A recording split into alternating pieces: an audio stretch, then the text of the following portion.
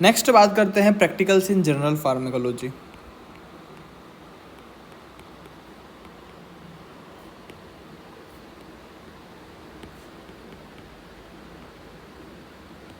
अब बेसिकली क्या प्रैक्टिकल्स करना है अपन को जनरल फार्मा में, तो बेसिकली आपका प्रैक्टिकल्स जो होते हैं ये दो टाइप के होते हैं। कौन कौन से? एक तो आपकी ड्रग लेबल, जो आपके पास ड्रग आई उसके ऊपर क्या क्या लिखा हुआ है, और दूसरा ड्रग एडवर्टाइजमेंट। ड्रग एडवर्टाइजमेंट कि ड्रग की एडवर्टाइजमेंट जो है उसके ऊपर बेसिकली अपन को क्या चेक करना है। सबसे पहले अपन देखते हैं ड्रग लेबल के बारे में। ड्रग लेबल, ठीक है। अब ड्रग लेबल क्या क्या होती है? ड्रग लेबल में बहुत सारी चीज़ें इंक्लूड होती है, जिसमें सबसे पहला है आपका नेम। ऑब्वियसली ड्रग के ऊपर क्या सबसे पहले क्या होगा? नेम। अब नेम होते हैं आपके 3 टाइप के। कौन कौन से 3 टाइप के नेम होते हैं? जेनेरिक नेम, जेनेरिक नेम, दूसरा हो गया आपका ब्रांड नेम, ब्रांड नेम, और तीसरा हो गया उसका केमिकल नेम, केमिकल नेम, ठीक है। जेनेरिक नेम, केमिकल नेम और ब्रांड नेम। अब एग्जांपल देखो, जेनेरिक नेम जैसे कि आपके जेनेरिक नेम कौन सा हो गया? एस्प्रिन। एस्प्रिन एक एग्जांपल है, एस्प्रिन एक जेनेरिक नेम हो गया। उसकी ब्रांड जैसे बहुत सारी ब्रांड्स को बनाती है, फेमस ब्रांड है इकोस्प्रिन। इकोस्प्रिन जैसे करके जो ब्रांड नेम है वो बहुत फेमस है एस्प्रिन के लिए, ठीक है। तो एक एग्जांपल ये एस्प्रिन, ठीक है। और केमिकल नेम जैसे कि हो गया उसका acetyl salicylic acid, acetyl salicylic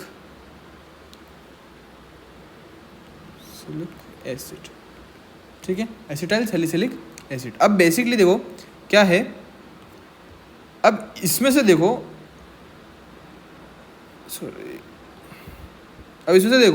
aspirin जो है वो जेनेरिक नेम है, इकोस्प्रिन जो है वो ब्रांड नेम है, और एसिटाइल सैलिसिलिक जो है वो आपकी केमिकल नेम है। तो इसमें से कौन सी चीज़ जो है वो ड्रग लेवल पे इम्पोर्टेंट है, ठीक है, मतलब ये तो होनी ही चाहिए ड्रग लेवल के ऊपर। तो बेसिकली उसके अंदर कौन सी आपकी एस्प्रिन जनरल नेम, क्योंकि जनरल नेम जो है वो इंटरनेशनली अप्रूव्ड है, और पूरे मार्केट, इंटरनेशनल मार्केट में आप कहीं भी चले जाओ एस्प्रिन नाम की मिल जाएगी। इकोस्प्रिन जैसी बहुत सारी मिल जाएगी, लेकिन एस्प्रिन मिल जाएगी, ठीक है। जस्ट एक एग्जांपल है, जैसे कि मान लो आपके पास एक चॉकलेट है, ठीक है, इसका जेनेरिक नेम क्या है? जेनेरिक नेम चॉकलेट, ठीक है। जेनेरिक नेम क्या हो गया? चॉकलेट। और ब्रांड नेम कुछ भी हो सकता है, डेयरी मिल्क हो गई, ठीक है, आपकी स्नेकर्स हो गई, किटकेट हो गई, ये सब अलग अलग क्या है? ब्रांड नेम्स है। तो ब्रांड नेम्स बहुत सारे होते हैं, लेकिन जेनेरिक नेम तो चॉकलेट है। अगर मान लो चिप्स है, ठीक है, चिप्स है, तो इसका जेनेरिक नेम क्या है? चिप्स। तो चिप्स तो नॉर्मल चिप्स है, सभी के चिप्स बोलते हैं, लेकिन ब्रांड नेम तो बहुत सारे हो सकते हैं। लेस के हो गए, आपके बालाजी के हो गए, ठीक है, और भी कितने सारे रियल्स के, कितने सारे चिप्स के ब्रांड्स आते हैं। तो ठीक है, brand name is necessary. Brand names तो देखो जो मैन्युफैक्चर कंपनीज है वो अपनी ब्रांड की बड़ी तारीफ करते हैं, लेकिन इंपॉर्टेंट क्या है कि जेनेरिक नेम भी लिखा जाए, ठीक है। और केमिकल नेम्स तो क्या है? एसिटिल सैलिसिलिक एसिड तो बहुत छोटा नाम है, बहुत से ड्रग्स का नाम तो बहुत बड़ा बड़ा होता है, इसलिए they should not be preferred to be right on drug label. So it's okay to not be there in chemical name, but importantly generic name is there. So name के अंदर सबसे इंपॉर्टेंट पॉइंट क्या है? Generic name should be on the drug label, ठीक है। Second बात करते हैं एब्रीवेशंस की।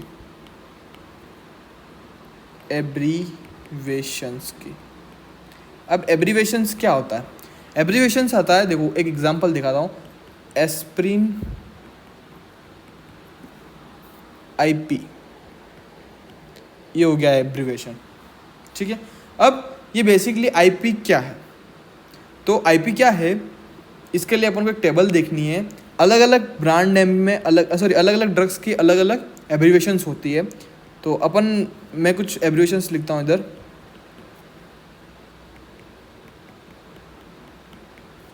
ठीक है। आईपी मतलब होता है इंडियन फार्मेकोपिया, इंडियन फार्मेकोपिया। बीपी से होता है ब्रिटिश फार्मेकोपिया, यूनाइटेड स्टेट्स फार्मेकोपिया, और बीएनएफ से होता है आपका ब्रिटिश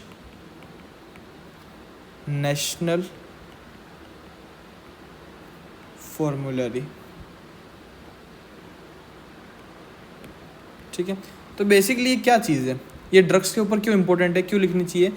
ये जो एब्रीवेशंस हैं आपका, ये क्या दिखाते हैं? जैसे कि मान लो एस्प्रिन के ऊपर आईपी लिखा हुआ है, तो इस दवाई की जितनी भी इंफॉर्मेशन, चाहे उसके साइड इफ़ेक्ट्स हो, चाहे उसकी ओरिजिन हो, चाहे उसको किसने डिस्कवर किया हो, चाहे उसके एडवर्स इफेक्ट हो, ठीक है, इसके एलर्जिक रिएक्शंस हो, जितनी भी टाइप की इंफॉर्मेशन है, उसका क्लासिफिकेशन हो गया, उसका केमिकल रिएक्शंस हो गया, केमिकल फार्मूला हो गया, जितनी भी टाइप की इंफॉर्मेशन है वो इंडियन फार्माकोपिया इसके अंदर लिखी हुई है। अगर कोई ड्रग है उसके ऊपर पीछे बीपी लिखी हुई है, तो उसकी सारी इन्फॉर्मेशन ब्रिटिश फार्माकोपिया पे लिखी हुई है। बीएनएफ है तो ब्रिटिश नेशनल फॉर्मूलरी पे लिखी हुई है सभी ड्रग्स की पूरी कंप्लीट इन्फॉर्मेशन, ठीक है। सो बेसिकली दिस कंटेन्स, ये क्या कंटेन कर रहा है? दिस कंटेन, क्या कंटेन कर रहा है? Details of drugs, details of drugs, ठीक है।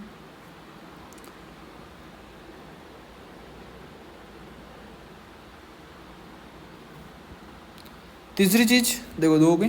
हाँ, तीसरी चीज बात करते हैं अपन। तीसरी चीज है आपकी OTC and schedule H, and schedule H। ये दोनों बेसिकली क्या है, ये दवाइयों के पीछे लिखे हुए रहते हैं, एक तो होता है OTC और एक होता है शेड्यूल H, ठीक है।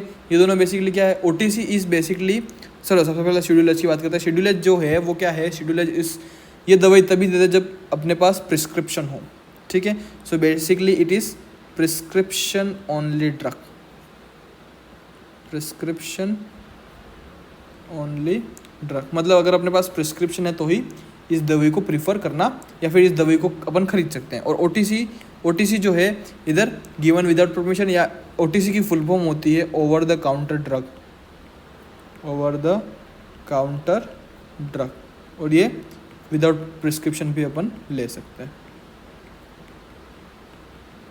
ठीक है। विदाउट प्रिस्क्रिप्शन भी अपन ले सकते हैं, ठीक है। नेक्स्ट बात करते हैं आपकी एक्सपायरी डेट, एक्सपायरी डेट। अब एक्सपायरी डेट में एक झोल है, एक झोल है, ठीक है। अब आपके पास दो टाइप की डेटें होती है, एक होती है मैन्युफैक्चर डेट MFD, ये तो सभी के ऊपर होती है, MFD होती है, और सभी के ऊपर क्या होती है? एक्सपायरी डेट, ED, ठीक है।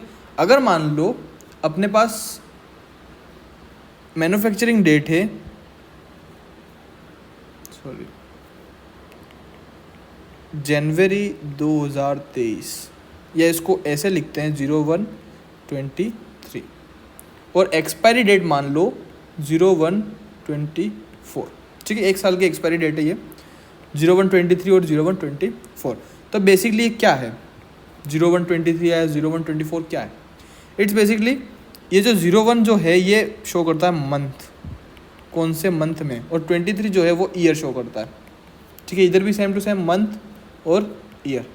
तो अब उनको कैसे पता पड़ेगा कौन सी डेट तक देनी है? अगर कोई मंथ का नंबर लिखा हुआ है तो basically it is a last day of the month, last day of month. मतलब मैन्युफैक्चरिंग और एक्सपायरी डेट में क्या होता है, देखो फिर समझते हैं। मैन्युफैक्चरिंग डेट है आपकी 01/23, ठीक है, ये 01/23, तो ये हो गई आपकी 30 जनवरी 2023, ठीक है।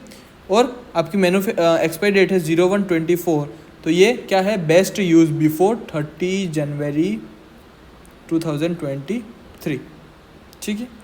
अगर मान लो इधर लिखा हुआ 06/23, so it's 30 June 2023। So manufacture date और एक्सपायरी डेट जो होता है, मोस्टली अपन एक्सपायरी डेट को देखते हैं, मैन्युफैक्चर डेट से दिक्कत नहीं है अपन को दिक्कत है एक्सपायरी डेट से, ठीक है। अब अपन को एक्सपायरी डेट इतनी इंपॉर्टेंट क्यों है? अब अपने पास दो क्वेश्चन है कि एक्सपायरी डेट के बाद जो ड्रग है अपनी, ये जो ड्रग है अपनी, ये एक्सपायरी डेट के बाद या तो पॉइजनिंग हो जाएगी, ड्रग की पॉइजनिंग हो जाएगी, या फिर ये नो इफेक्ट, अब कोई इफेक्ट शो नहीं करेगी, ठीक है। तो इसमें से क्या होगा एक्सपायरी डेट के बाद में? तो क्या होगा? ये भी नहीं होगा और ये भी नहीं होगा। इसके बाद क्या होगा? बेसिकली इसके बाद होगा कि जो मैन्युफैक्चर कंपनीज हैं, मैन्युफैक्चर कंपनीज ये अपने हाथ उठा लेगी कि भाई हमने तो कहा था कि इसको 30 जनवरी 2024 से पहले यूज़ करो। और अगर तुम इसको 2 फरवरी को खा रहे हो, 2 फरवरी 2024 को खा रहे हो, तो ये हमारी जिम्मेदारी नहीं है। इसके बाद कोई भी एक्शन हो, कोई भी रिएक्शन हो, कोई भी साइड इफेक्ट हो, तो ये हमारी जिम्मेदारी नहीं है। So it's only a response of expiry date. So we prefer कि दवाई हमेशा एक्सपायरी डेट से पहले लेनी चाहिए, क्योंकि अपन को नहीं पता है कि वो पॉइजनिंग हो जाएगी या फिर कोई इफेक्ट शो नहीं करेगी या फिर बॉडी में टॉक्सिसिटी फैला देगी, कुछ भी कर सकती है वो ड्रग। ठीक है, तो अपन क्या एडवाइस देते हैं कि best use before expiry date. ठीक है, एक चीज़ और है इसके अंदर है शेल्फ लाइफ। शेल्फ लाइफ क्या होता है? शेल्फ लाइफ इज़ जो आपकी एक्सपायरी डेट है, इसमें से मैन्युफैक्चरिंग डेट को माइनस कर दो। जैसे कि एक्सपायरी डेट इधर कितनी थी, 0124 माइनस 0123, तो कितनी हो गई है? 1 ईयर। शेल्फ लाइफ क्या होता है? जो भी फार्मास्यूटिकल या फिर जो भी जो फार्मासिस्ट होते हैं, वो अपने पास कितने टाइम तक इस दवाई को सिक्योर रख सकते हैं। ठीक है, तो 1 साल, मतलब इस दवाई का लाइफ पीरियड कितना है? शेल्फ लाइफ है 1 ईयर। ठीक है, नेक्स्ट है स्टोरेज। नेक्स्ट क्या है? Storage temperature. आपकी जो ड्रग है वो कितने, जो ड्रग्स हैं उसको कितने पे स्टोर करना चाहिए। ठीक है, ये भी चीज़ आपके पीछे लिखी हुई होती है। ठीक है, ये मैं बता रहा हूँ इंडिया के बेसिस पर। ठीक है, हर देश का ये अलग अलग होता है। अपन रखते हैं स्टोरेज टेम्परेचर ऑफ इंडिया। सबसे पहला होता है कीप फ्रोज़न। अगर दवाई के पीछे कीप फ्रोज़न लिखा हुआ है, ठीक है, इसका मतलब इसको रखना है आपको -20 डिग्री सेल्सियस में। ठीक है, -20 डिग्री सेल्सियस में। अगर पीछे लिखा हुआ है कीप कोल्ड, ठीक है, कीप कोल्ड लिखा हुआ है, तो इसको अपन को रखना है 2 to 8 डिग्री सेल्सियस के अंदर। और अगर इसको लिखा हुआ है कीप कूल, तो इसको रखना है अपन को 8 से 25 डिग्री सेल्सियस कहीं पे भी। मतलब ये जो है, ये फ्रीज़र जो आपका आइस क्यूब्स जहाँ पे होते हैं वहाँ पर रखने के लिए, ये जो आपका नॉर्मल फ्रिज है वहाँ पर, और ये तो बाहर रख सकते हो आप। ठीक है, तो ये 3 टाइप के टेम्परेचर्स हैं जहाँ पर अपन ड्रग्स को सिक्योर या स्टोर रख सकते हैं इंडिया के बेसिस पर। ठीक है, तो ये सारा था आपका ड्रग लेबल के बारे में। ठीक है, तो इसमें अपन ने क्या क्या देखा था? सबसे पहले देखा था अपन ने नेम कि नेम में जेनरिक नेम इज़ इम्पोर्टेंट। दूसरा abbreviation IP, BP, USP, BNP, ठीक है, BNF सॉरी। तीसरा है OTC और शेड्यूल H। ठीक है, फोर्थ एक्सपायरी डेट में भी इम्पोर्टेंट है शेल्फ लाइफ। ठीक है, और लास्ट है स्टोरेज टेम्परेचर। ठीक है, तो ये कुछ चीज़ें थी आपकी जो अपन ने पढ़ी थी ड्रग लेबल के अंदर। अब नेक्स्ट टॉपिक है अपना ड्रग एडवर्टाइजमेंट। नेक्स्ट कौन सा है? ड्रग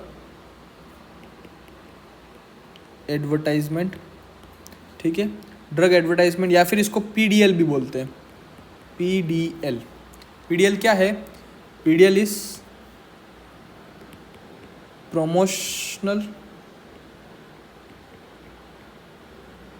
प्रोमोशनल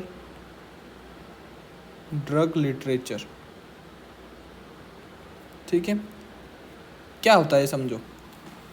अगर मान लो आप कोई डॉक्टर हो या फार्मासिस्ट हो, ठीक है, आपके पास कोई मैन्युफैक्चर वाला आया, उसके पास एक पैम्पलेट था, जैसे अपन गाड़ी का पैम्पलेट देखते होंगे, है ना, कि भाई ये तो इसने इतना एवरेज देती है, तो इस टाइप का इसको बोलते हैं PDL मतलब होता है प्रोमोशनल ड्रग लिटरेचर। ठीक है, इसके अंदर आपकी जो ड्रग है इसके बारे में पूरा इन्फॉर्मेशन लिखी हुई होती है।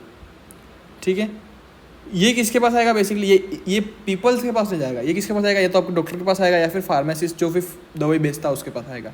तो इसमें अपन को कुछ चीज़ें देखनी पड़ती है कि ये चीज़ है या नहीं है। ठीक है, तो इसमें भी सबसे पहला वही नेम, अपन को सबसे पहले देखना पड़ेगा नेम है कि नहीं है। और नेम में भी इम्पोर्टेंट क्या है? जेनेरिक और ब्रांड नेम। ठीक है, जेनेरिक नेम और ब्रांड नेम। अब जेनेरिक नेम जो है, और बहुत से कंपनी क्या करते हैं, जैसे कि मान लो इकोस्प्रिन है, तो इन्होंने लिख दिया ऐसे इकोस्प्रिन। ठीक है, बड़े बड़े अक्षरों में लिख दिया, और नीचे छोटा सा लिख दिया एस्प्रिन। क्यों एस्प्रिन छोटे से अक्षरों में क्यों लिखा?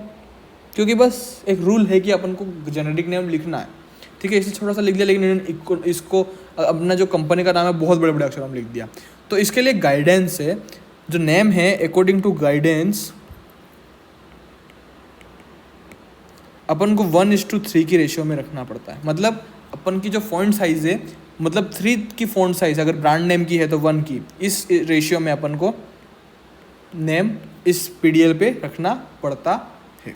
ठीक है। दूसरा इंडिकेशन, क्या क्या इंडिकेशंस होनी चाहिए ड्रग लेबल के ऊपर? याद रखिए ये लेबल है, ठीक है, it is not drug, PDL is not drug, ठीक है, इज़ नॉट ड्रग। जैसे आप कार लेने गए तो कार को लिए एक पैम्पलेट देते हैं, ये कार नहीं दे रहे, वो अपन को एक पैम्पलेट दे रहे कि इसके ऊपर ये माइलेज लिखा हुआ है, इसका सब। वैसे ही ड्रग, कोई भी ड्रग है उसकी पीडीएल होती है, उसकी प्रमोशनल ड्रग लिटरेचर होता है जिसके ऊपर ये सारी इन्फॉर्मेशन लिखी हुई होती है। ठीक है। तो इसके ऊपर इंडिकेशन भी लिखी हुई होती है। इंडिकेशन में क्या क्या आ गया?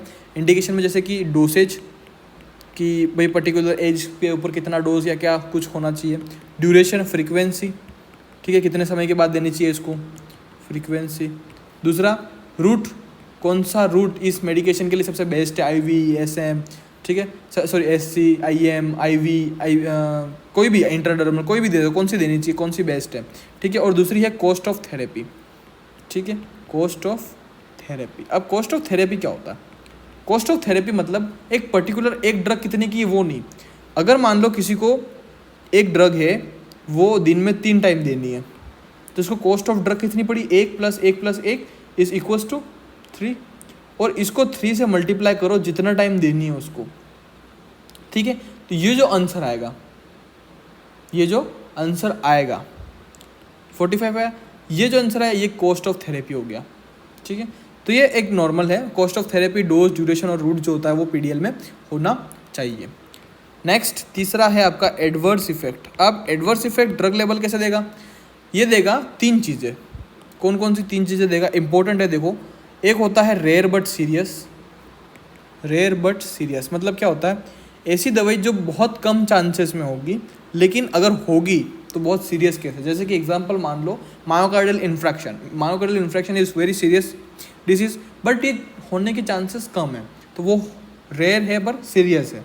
दूसरा common but not serious, common है लेकिन सीरियस नहीं। जैसे कि एग्जांपल में वॉमिटिंग, वॉमिटिंग कॉमन है लेकिन सीरियस नहीं है।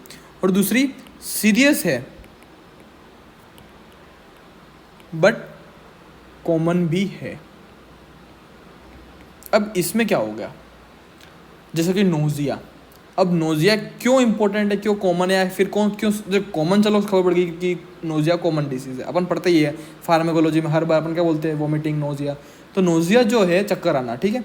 अब मान लो कोई इंसान है, ये सीरियस में क्यों आया? नोजिया सीरियस है, वॉमिटिंग नॉट सीरियस, ऐसा क्यों?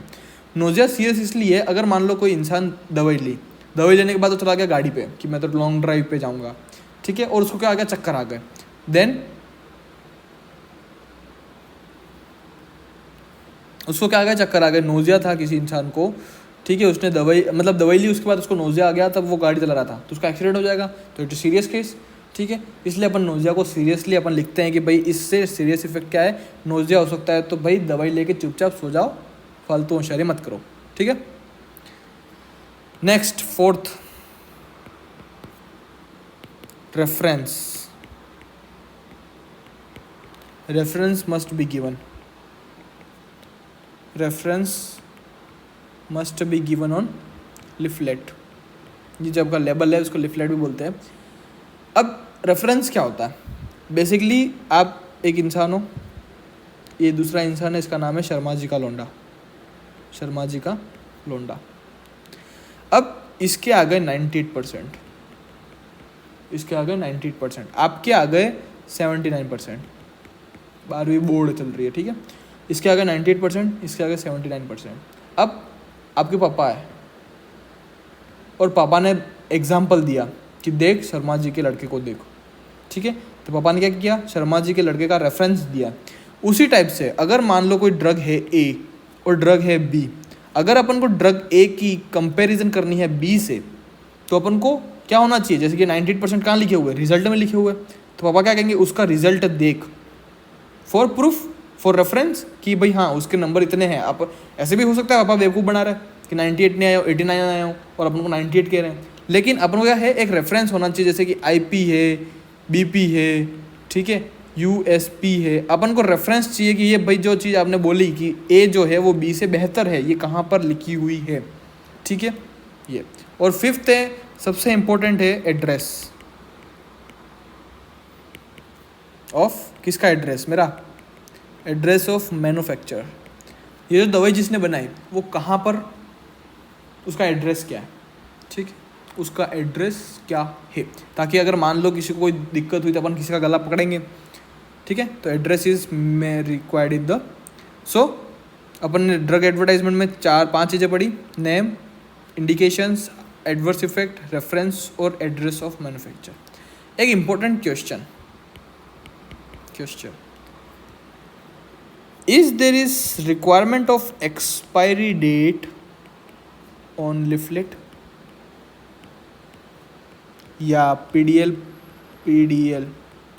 क्या उसका कोई रिक्वायरमेंट है? इसका आंसर है no, requirement of expiry date in PDL। Why? Because expiry date जो होती है वो ड्रग की होती है, ठीक है। एक्सपायरी डेट किसकी होती है? Expiry date is for drugs expire होती है, कागज़ का पन्ना एक्सपायर नहीं होता है। So expiry date is for drugs. Leaflet के अंदर अगर एक्सपायरी डेट नहीं होती है, ठीक है। ये क्वेश्चन आता है कि विच चीज़, अब बहुत से लड़के क्या करते हैं पता है, ऑप्शन में से दिखता है एक्सपायरी डेट, ऊपर लिखा होता है PDL, ठीक है, PDL ऑफ ड्रग। किसी ड्रग का PDL में क्या नहीं होता है? ED, एडवर्स इफेक्ट, नेम, ठीक है, या नन ऑफ दिस, ठीक है। तो बच्चा क्या करता है, एक्सपायरी डेट तो इंपॉर्टेंट है, एडवर्स इफेक्ट भी होते हैं, नेम भी होता है, नन ऑफ दिस आंसर होगा, पर इसका आंसर कौन सा है? ED, ठीक है। एक्सपायरी डेट जो होता है वो आपके PDL में नहीं होता है।